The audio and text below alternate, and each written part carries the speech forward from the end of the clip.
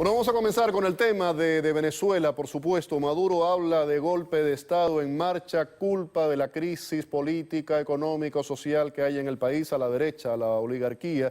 Nada nuevo, la pregunta es ¿qué pruebas tiene y cuáles son los últimos acontecimientos? Aquí, como invitada, tengo a la periodista venezolana Patricia Poleo. Patricia, bienvenida, muy buenas noches. Daniel.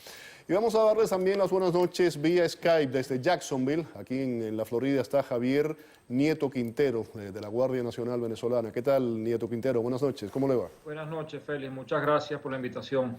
Quiero comenzar con una petición que le hizo el presidente Maduro a Diosdado Cabello, que pidió que investigara el golpe económico que anda, según él, en marcha.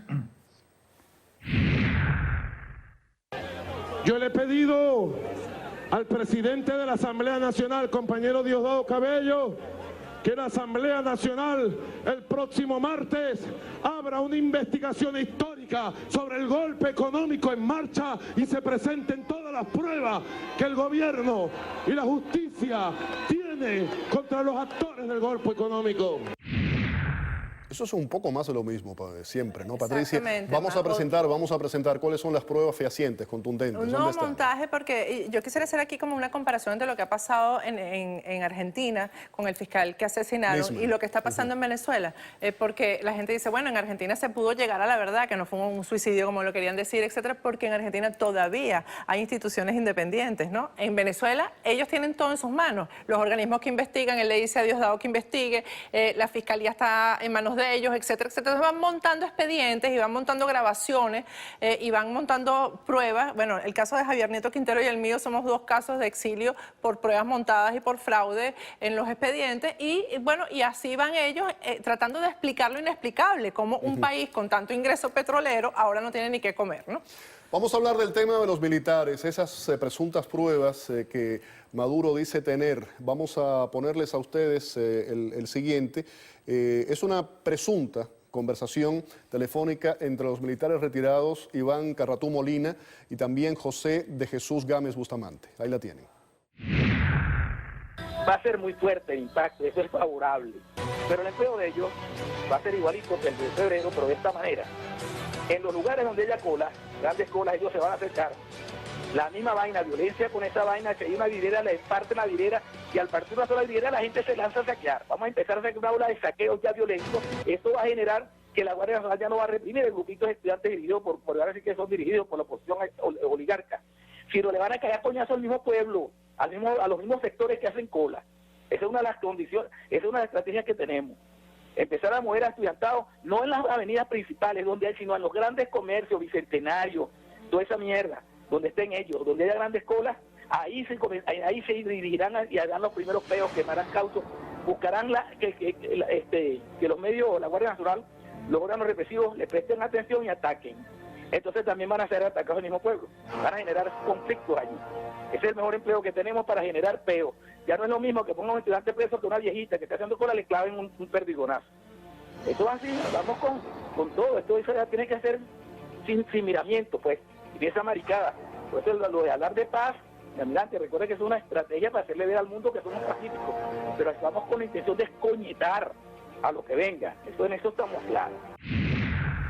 Bueno, ahí está la primera prueba de Maduro. Y Nieto Quintero, quiero saber su opinión al respecto. Eso es una presunta conversación telefónica entre los militares Carratú Molina. Carratú Molina vive aquí en Estados Unidos, ha estado en el programa, recuerdo haber conversado, haberlo entrevistado en el pasado. Ahora, cuéntame un poco del otro, de Gámez Bustamante. Bueno, el coronel Gámez Bustamante existe, de hecho...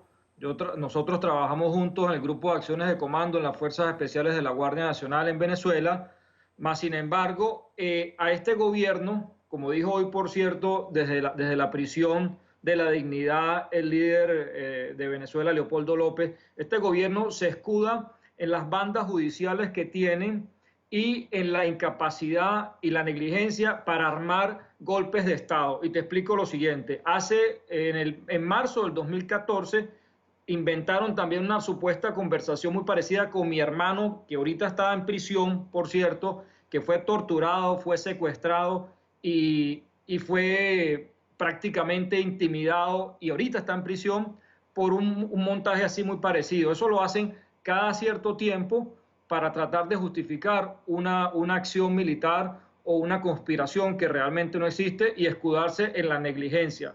Porque en la realidad lo que hay es un país desangrado, es un país humillado, un país en terapia intensiva, y más bien los militares lo que están es muy preocupados porque llegamos a un momento en donde los militares y sus familiares y todos sus cercanos están afectados, y ellos saben que hay dos opciones para el país en este momento. Una, seguir humillados, haciendo colas, abusos, riesgo, morir ya no solamente por el crimen, porque somos el país, la segunda ciudad más violenta del mundo después de San Pedro de Tula, ¿verdad? Morir por el crimen, morir porque no hay medicinas y porque no hay alimentos, o unirnos y salir a la protesta. Ese es el temor de Maduro realmente, y se escuda en este tipo de acciones que realmente no tienen ni pies ni cabeza, y por supuesto utiliza su aparataje judicial, que es una banda de delincuentes también, para amedrentar, y a sus enemigos políticos le quedan dos opciones, como a Patricia y a mí y a otros perseguidos políticos, que tratar de refugiarnos y buscar asilo político y seguir luchando desde el exterior, o como a mi hermano, que fue secuestrado, torturado y detenido. Y los mismos torturadores estaban presentes en el tribunal. Hasta ese descaro llegamos cuando él fue a juicio, y todavía está aún detenido mi hermano. Nieto Quintero, repito, es de la Guardia Nacional venezolana. En el caso de Gámez Bustamante, ¿él está preso? Tengo entendido que él no está preso en este momento. Él tiene una orden de captura. No conozco exactamente los detalles de Gámez Bustamante, sí lo conozco a él, pero por supuesto este tipo de montajes no lo cree el pueblo, no lo cree la sociedad, no lo cree la comunidad internacional, porque es una práctica permanente del gobierno incapaz venezolano. Patricia. Bueno, la situación es bien difícil con este coronel Gámez, ¿no? Porque sí se dice que está preso en la DICIP, pero la pregunta que yo iba a hacer entonces, ¿cómo fue grabado esto? ¿No? Dicen que sí está preso en la DICIP y que ni siquiera le dan acceso a la familia, que está desaparecido. O sea, es una situación fuera de toda norma jurídica, ¿no? Porque no se sabe cuál es exactamente el estatus de este señor. De hecho, estuvo preso, lo mandaron para su casa, estuvo preso en su casa, le dieron casa por cárcel, y después se dijo que lo habían trasladado a la sede del SEBIN a raíz de esto, y que está en un sótano del SEBIN. Ahora, la información que acaba de surgir ahora, antes de entrar aquí al programa, es que a la esposa también la tienen detenida. A partir del discurso de Maduro, allá se desató otra persecución.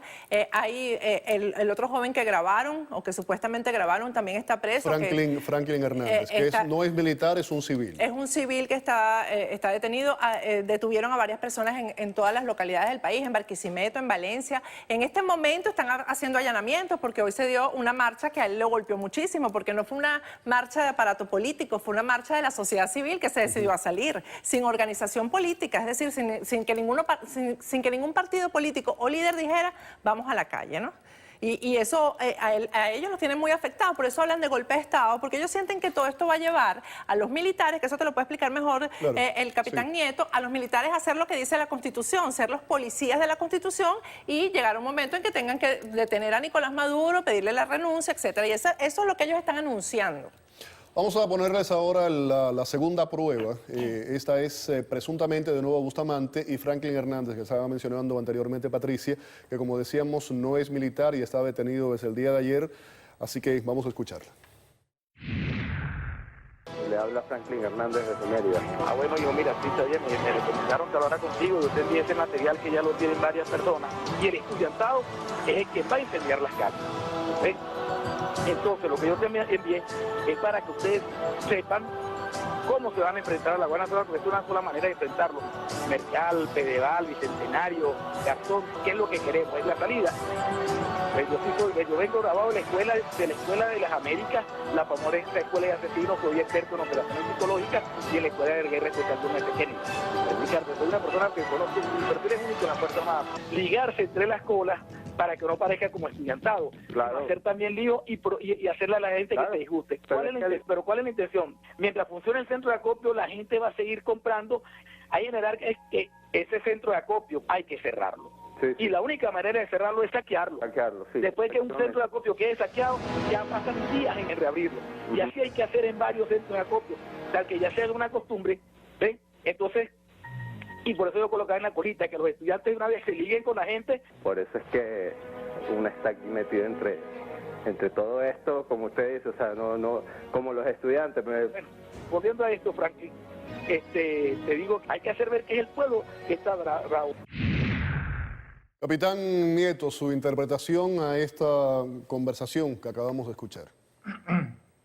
Bueno, yo pienso que realmente, primero no estoy seguro si es una grabación realmente o un montaje que es una práctica normal. Sí, puedo estar seguro de lo que dice Patricia, que está más actualizada, de que él de que está detenido y está siendo torturado. Entonces esto constituye también una práctica permanente del régimen, que es una maniobra, por supuesto, asesorado por los cerebros cubanos. Es una maniobra de amedrentamiento y de intimidación para esa Fuerza Armada que sabe que ya llegamos a un momento crítico, como lo acaba de decir, en donde sin necesidad de líderes políticos hay que tomar decisiones por el bien del país. El país no aguanta más, vamos a una gran rebelión social, va a haber mucha sangre. Realmente Venezuela no soporta el pueblo, y el pueblo, los militares son parte del pueblo, y vamos a un escenario bastante complicado. ¿Qué pasa? Maduro, por supuesto, sabe que su amenaza son las Fuerzas Armadas, y sabe que dentro de las Fuerzas Armadas hay un gran malestar, que no es ni siquiera una cuestión de política y de ideología, es una cuestión de supervivencia, de cómo el país puede vivir y morir menos gente. Y las Fuerzas Armadas son las que están a punto y deben dar el paso, como ocurrió el 23 de enero precisamente de 1958, en donde el dictador finalmente tuvo que agarrar sus maletas e irse al exilio. Eso es lo que viene, y por eso esa es mi conclusión, este tipo de maniobras y montajes. Hablando de las declaraciones de Maduro, él dice que estos grupos que están detrás de todo esto son los que intentaron sacar del poder a Hugo Chávez en abril de 2003. Yo voy a ponerles a ustedes una grabación hecha a estudiantes venezolanos, y después vamos a tratar de entender en 2003 estos estudiantes qué edad tenían. Eran literalmente niños. En el 2002. 2002, perdón, Sí. 2002. Bueno, literalmente niños, y además de eso fueron formados durante todos esos 5 o 6 años de chavismo. Vamos a escuchar las declaraciones.